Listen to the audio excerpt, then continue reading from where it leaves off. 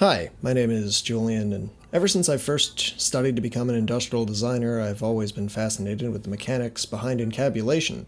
Even after my career trajectory shifted focus, the technology still holds a lot of interest for me. Because, sure, we all know about encabulators. We've all heard about the recent switch from the classic turboencabulators to the backwards compatible retro-encabulators, or seen those completely ridiculous clickbait videos of the so-named retro proto-turbo-encabulator.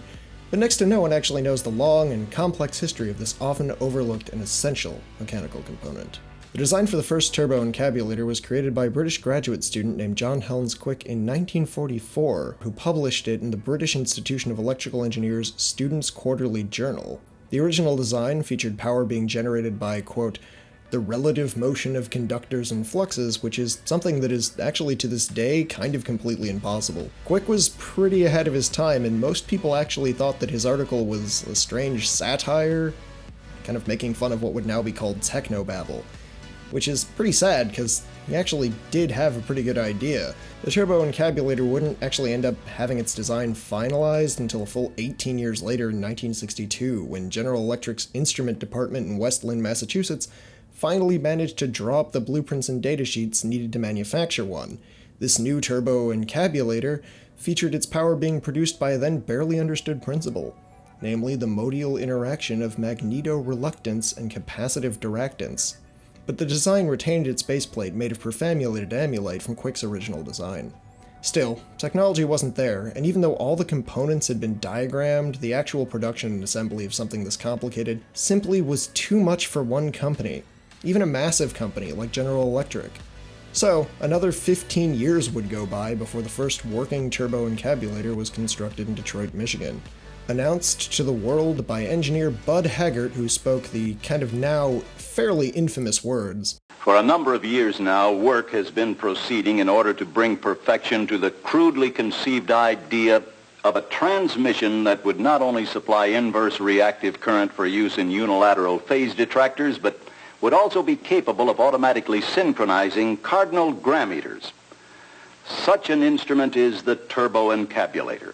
He actually called it a crudely conceived idea. Not even he believed in it, and he actually worked on the production, if you can believe that. The actual machine itself contained components and parts made from a lot of different companies at once. Its gears and bearings were made by Dodge, its motors were made by Reliance Electric, its controls were provided by Allen Bradley, and the entire assembly was monitored by software from a brand new company called Rockwell Automation, leading to the device requiring several different locations, some of which were in different countries, to finally assemble it, costing an immense $750,000 just to finish a single one. Yeah, in like 1970s money. Due to the baseplate being surmounted by a malleable logarithmic casing in such a way that the two spurving bearings were in a direct line with the panametric fan, the facilities needed to house the turboencabulator could be safely shipped and stored anywhere, and as such they ended up being sold as soon as the first ones were manufactured. Despite this, for the rest of the 1970s and on into the 80s, there would only ever be 3 turboencabulators in existence. One in the Pentagon in the United States, one in Russia,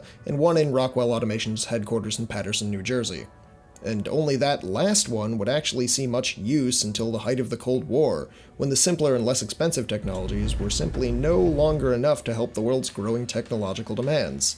You see, the turboencabulator's lineup consisted of 6 hydrocoptic Marsal vanes, so fitted to the ambifacent lunar waneshaft that side fumbling was effectively prevented. This meant that computers could feed data through the assembly into the cardinal grammeters of radar controls without the unreliable and slow-to-respond single-facing waneshafts used in less expensive synchronizers. Another advantage of the turboencabulator was that the main winding was of the normal Lotus O deltoid type placed in panametric semi-boloid slots at the stator, every 7th conductor being connected by a non-reversible tremé pipe on the differential girdle spring on the up end of the grammeters. Moreover, whenever fluorescent score motion was required, it could also be employed in conjunction with a drawn reciprocation dingle arm to reduce sinusoidal depleneration, which is actually something that no global communications technology can do without being encabulated first. Even today. Strangely enough, the future of encabulation rests not in industry, but in medicine, since the new microencabulators replace cardinal grammeters with low-cost multiplexing quasaids using transvective microcontrollers that allow them to run off as little power as a car battery. So, who knows? We might actually see them being used in pacemakers or some other sort of cybernetic implant.